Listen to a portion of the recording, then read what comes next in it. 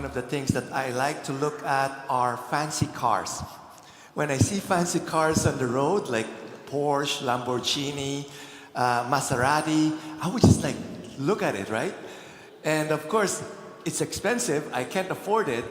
So what I know growing up in the Philippines, what I would do is that I would buy miniatures of Porsche or Lamborghini, those things, because I like looking at those fancy cars.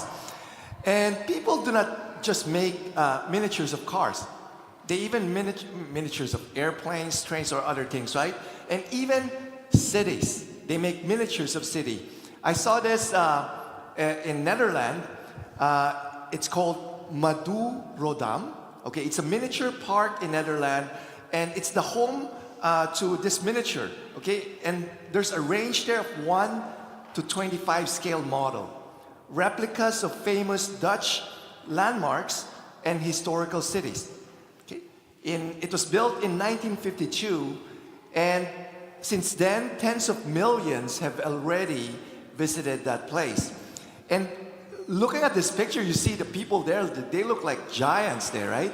And I was like wondering, maybe that was the way they filmed the movie King Kong or Godzilla, right? They make a miniature of New York City, and then, you know, King Kong and Godzilla, they will fight, and then they were recorded.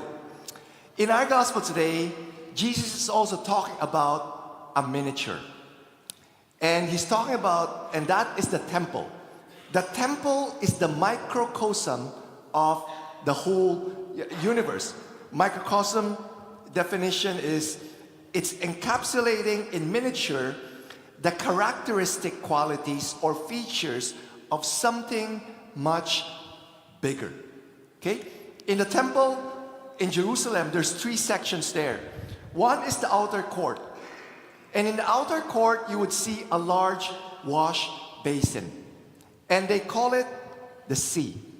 Okay? There's also an altar of sacrifice, which they also call the altar of earth. So you see how it symbolizes the sea and the earth. Now, going into the temple, there's the holy place. And in that holy place, it symbolizes the visible sky. Why? In the holy place, you see a lampstand. I think it's called menorah, right? And there's 7 branches of that lampstand.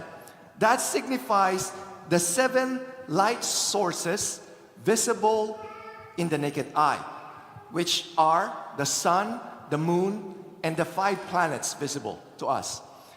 In that holy place, there's a curtain, and it's decorated with stars. And of course, that symbolizes the stars. Now, in the innermost part of the temple is called the Holy of Holies, or the most holy place. And in that, it symbolizes the unseen heavenly dimension of the world. We see there the Ark of the Covenant, and the Ark of the Covenant is the footstool of God. On top of the Ark of the Covenant, there's a cherubim. They're angels. But in the middle, it's empty. Because God is spirit. It's unseen. Okay? So we see here how the temple is the microcosm of the universe. In Mark chapter 13, Jesus was talking about the destruction of the temple and also the destruction of the world. Now, sometimes it's confusing what he's talking about. Okay? And that's why I really encourage you to read the whole Mark chapter 13, because in our gospel today, it's only a portion of that chapter is said. In Mark chapter 1, verse 2, okay? In Mark chapter 2, verse 2, as Jesus was leaving the temple, one of his disciples said to him, "Look, teacher, what massive stones, what magnificent buildings. Do you see all these great buildings?" replied Jesus. "Not one stone here will be left on another. Everyone will be thrown down." Then the disciples asked him, "Tell us, when will these things happen? And what will be the sign that they are all about to be fulfilled?" Then Jesus said, "Truly I tell you, this generation will not certainly pass away until all these things have happened." When he's talking about this, he's talking about the destruction of the temple. He was talking, when he was prophesying this, it was 33 AD. And one generation is 40. That's why in 70 AD, we see the destruction of the temple.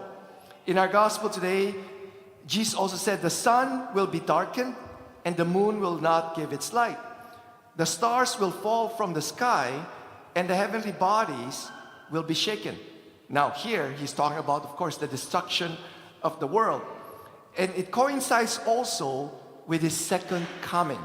Okay? At that time, people will see the Son of Man coming in clouds with great power and glory.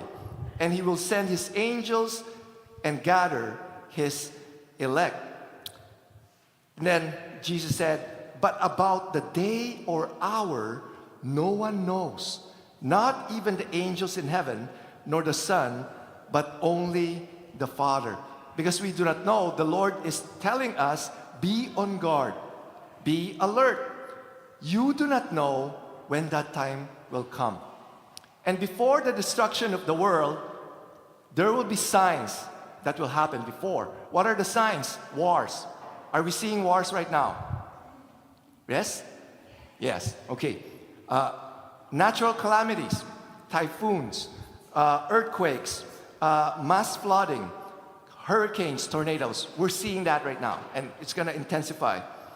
But also, another sign is that the gospel will be preached to all nations. That's one of the signs. And are we seeing that right now? Is the gospel being preached? Here at St. Mary's, we're doing that right now. We're starting to do that right now. That's why we're training people to do evangelization. It's not just St. Mary's, but also other parishes. The reason why is because the Lord wants all people to hear the good news. Because his desire is that all men will be saved. That's his desire. Thank you.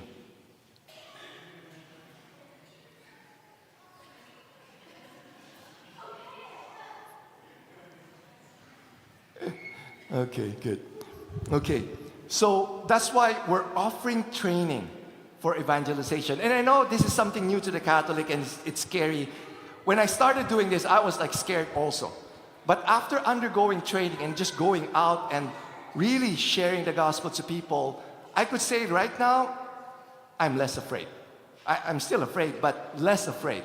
That's why we're encouraging. Right now, we're going to focus on training the men. Because I truly believe that God is raising up an army of men and women who would proclaim the gospel to all people. Okay? That's why for men here, I encourage you to attend this training on November 20, Wednesday from 8 to 9 p.m. It will be at the Parish Hall. Pope John Paul II, when he was still a cardinal, he visited the United States in 1976. And he went to Philadelphia, and he gave an address there. And he said, "We are now facing the final confrontation between the church and the anti-church, of the gospel versus the anti-gospel." Sister Lucia, one of the visionaries of Fatima, said this: "The final battle between the Lord and the reign of Satan will be about marriage and the family." Why? John Paul II said this: "The family is the domestic church. It is the first and vital cell of society. As the family goes, the nation, so goes the nation, and so goes the whole world in which we live." Today, we could see how Satan is utilizing the global elite along with government leaders, the mass media, large corporations, and some even within the church who align with them to attack humanity at its very core, which is the marriage and the family. And how do they do that? They're promoting so-called progressive ideologies that simultaneously remove God and promote what? Gender ideologies, same-sex marriage, okay, abortion, euthanasia, comprehensive sex education in the school system. They're offering this even to young kids. We're seeing that right now, right? We're seeing that right now. We are now at the moment in history where we are experiencing the most violent attack on marriage and the family, the very foundation of human life ever seen in history. And this will just get worse, okay? Now, this final battle that we're experiencing, there's a preview to that. The preview to that was when Jesus was being tempted in the Garden of Gethsemane, okay? And the strategy of Satan is always to attack the identity. In those three temptations, Satan asked Jesus, if you are the Son of God, do this, okay? And then he showed him the kingdoms of the world. He said, if you worship me, you will have all this, okay? If Jesus was not secure with his identity as the Son of God, he would fall into the temptation.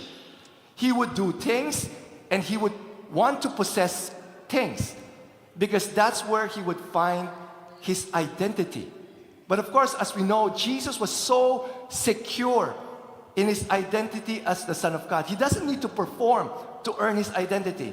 He doesn't need to possess anything because he knows he's the heir. He's the heir of God. He has his inheritance in heaven. Okay? Now, for us in the spiritual battle, I would like to tell you three things that we need to do in this final battle. One is to ask God to form the 4 identities. And I've been speaking about this in my homilies, okay?